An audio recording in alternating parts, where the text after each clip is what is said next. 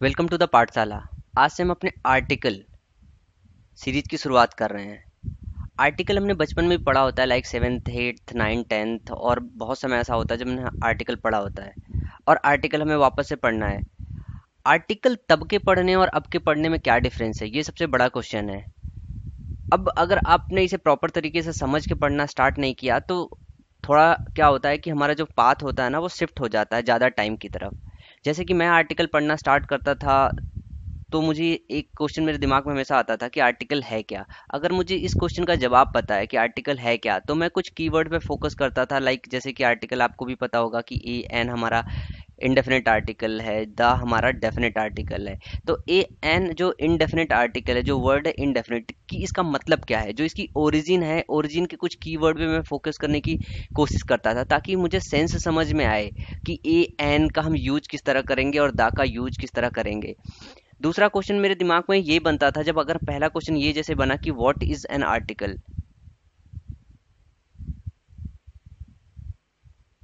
अगर ये क्वेश्चन का मुझे जवाब मिल गया तो दूसरा क्वेश्चन ये बनता था कि एग्जाम में किस तरीके के क्वेश्चन पूछे जाते थे। तो ये सबसे बड़ी चीज होती है कि इसे एनालाइज करना, इस पार्ट को, इस क्वेश्चन को, कि एग्जाम में किस तरीके के क्वेश्चन पूछे जाते हैं।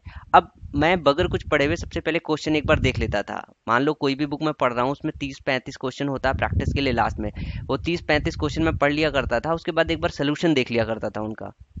क्योंकि क्वेश्चन पढ़ने से अभी मैंने टॉपिक पढ़ा नहीं, मुझे कुछ समझ में नहीं आएगा, तो मैं सॉल्यूशन भी देख लिया करता था, क्योंकि 9 10th या फिर उस वक्त थोड़ा बहुत नॉलेज तो रहता है कि हाँ आर्टिकल ए एन द होता है, तो क्वेश्चन भी देख लेता था कि किस तरीके से क्वेश्चन बनता है।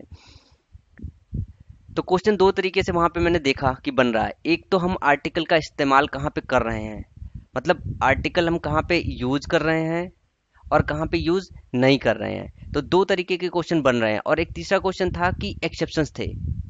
एक्सेप्शन वो होते हैं जो रूल से अलग हटके फॉलो करते थे। तो मुझे दो चीजें पढ़नी थी, एक तो आर्टिकल लगता कहाँ पे है, एक आर्टिकल कहाँ पे नहीं लगता है, दूसरा एक्सेप्शंस। और इनमें से मुझे नोट डाउन क्या करना है जो मुझे भूलना है, बार बार भूल जाता है, जो एग्जाम के समय भूल सकता है, तो वो पार्ट होता है एक्सेप्शन का। इसमें थोड़ा सा रट्टा मारना पड़ता है, कुछ स्पेशल वर्ड होते हैं रूल से अलग हटके, तो इनको नोट्स बनाना बहुत जरूरी होता था। देन इसके बाद ये सब पूरा करने के बाद मैं वापस जाता था क्वेश्चन पे।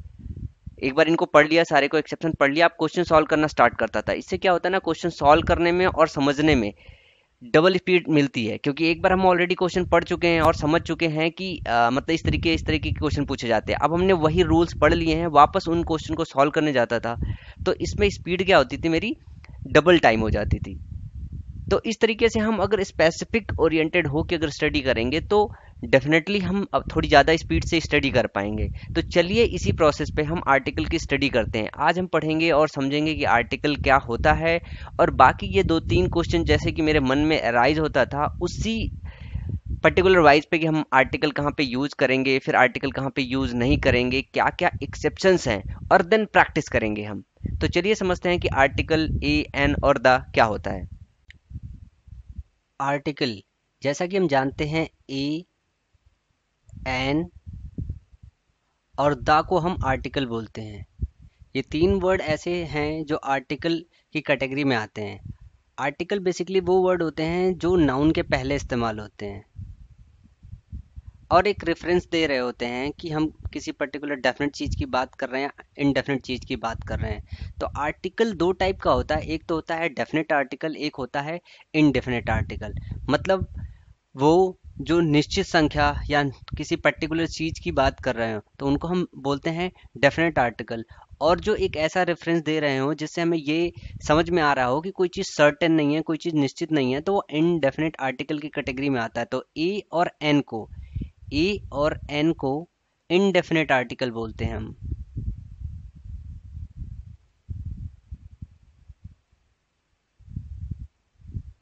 और दा को हम बोलते हैं डेफिनेट आर्टिकल।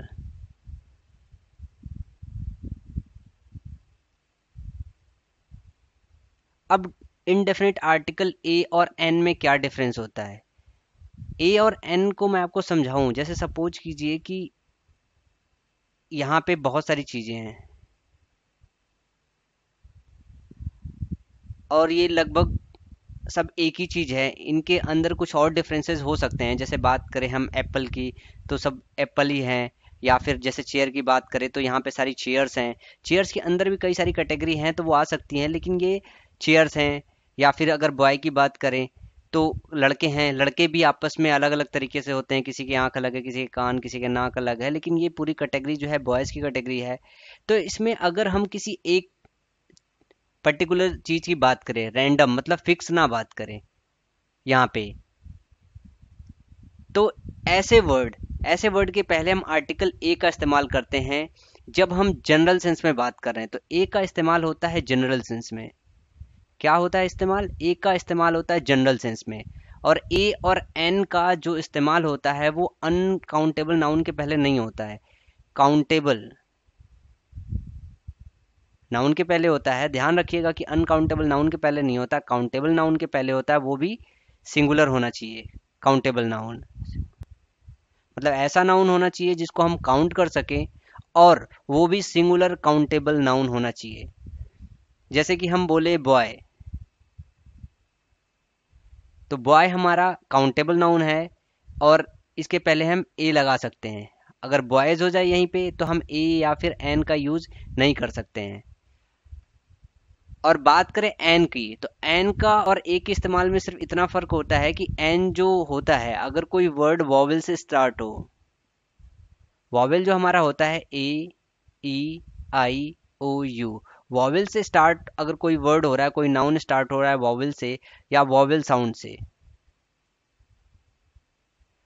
वॉवेल से स्टार्ट हो रहा हो या वॉवेल साउंड से, जो वॉवेल साउंड लेते हैं वो हम हिंदी उच्चारण लेते हैं, इंग्लिश उच्चारण नहीं लेते हैं। अगर हिंदी उच्चारण अगर उसका वॉवेल आ रहा है तो हम ऐसे नाउन के पहले एन का इस्तेमाल करते हैं, ए का नहीं। और जो द का इस्तेमाल होता है वो हम स्पेसिफिक सेंस में करते हैं।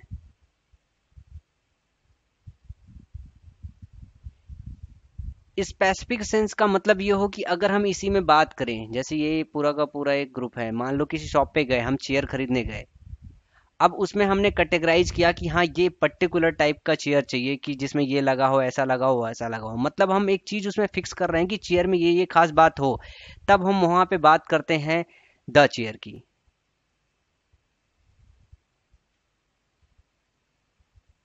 तो इस तरीके से ए और एन में यही बेसिक डिफरेंस होता है। ए और एन जो होता है वो जनरल सेंस में बात करते हैं, एन होता है वॉवेल, वॉवेल साउंड से पहले इस्तेमाल होता है। जबकि द का जब भी हम इस्तेमाल करते हैं तो हम कोई चीज स्पेसिफिक बात कर रहे होते हैं।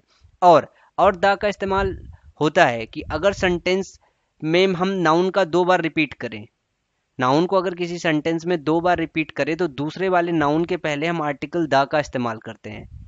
अगर ये अब अनकाउंटेबल नाउन है तब भी हम दा का इस्तेमाल करते हैं। लाइक एक एग्जांपल में जैसे आपको यहाँ पे लिखता हूँ, I bought some fruit, the fruit was bad. यहाँ पे जो फ्रूट वर्ड है इसके पहले मैंने आर्टिकल नहीं लगाया है, लेकिन बाद में जब फ्रूट इस्तेमाल किया है तो द आर्टिकल लगाया है। अब इसको समझिए कि हम द आर्टिकल यहाँ पे क्यों लगा रहे हैं। फ्रूट जबकि हमारा अनकाउंटेबल नाउन है, अनकाउंटेबल नाउन के पहले हम आर्टिकल का इस्तेमाल हम जनरली नहीं करते हैं, लेकिन जब अगर रिपीट कर रहे हो सेंटेंस तो हम करते हैं। अब सेंटेंस की मीनिंग समझिए, आई बॉट सम फ्रूट, मैं कुछ फल खरीद के लेके आया, द फ्रूट वॉज बैड, फल खराब थे। अब द इसलिए इस्तेमाल किया क्योंकि जो फ्रूट मैं खरीद के लेके आया हूँ वही वाले फल खराब है। अगर मैं यहाँ पे द यूज ना करूँ तो इसका मतलब ये हो जाएगा कि फ्रूट जो मैं खरीद के लेके आया वो भी खराब है, और जो फ्रूट मैं खरीद के नहीं ले आया मार्केट वगैरह में है वो भी खराब है। तो यहाँ पे मैं स्पेसिफिक बात कर रहा हूँ, मतलब मैं उसी चीज की बात कर रहा हूँ, उसी फल की बात कर रहा हूँ जो मैं खरीद के लेके आया। तो जब भी हमें डेफिनेट करना होता है किसी चीज को तो हम आर्टिकल द का यूज करते हैं। अभी आज के लिए इतने ही। नेक्स्ट लेक्चर में इनके विषय में और डिटेल में पढ़ेंगे कि ए एन का कहाँ कहाँ पे इस्तेमाल करते हैं, कहाँ कहाँ पे इस्तेमाल नहीं करते हैं, दा का कहाँ कहाँ पे इस्तेमाल करते हैं, कहाँ कहाँ पे इस्तेमाल नहीं करते हैं, और क्या एक्सेप्शंस है आर्टिकल में ए एन और दा से लेके, और प्रैक्टिस कितना हमें करना है, किन किन क्वेश्चंस के थ्रू गुजरना है वो भी हम देखेंगे, ताकि हमारी जो है नॉलेज है वो बढ़ सके। आप लोग अगले लेक्चर देखने से पहले एक बार जिस भी बुक से पढ़ रहे हैं उसके पीछे क्वेश्चंस के थ्रू एक बार गुजर जाइए, ताकि आपको रूल्स पढ़ने और समझने में बड़ा मजा आएगा। सो मिलते हैं नेक्स्ट लेक्चर में ए एन और दा के रूल्स के साथ और इनके एक्सेप्शंस के साथ। तब तक के लिए थैंक यू, बाय बाय।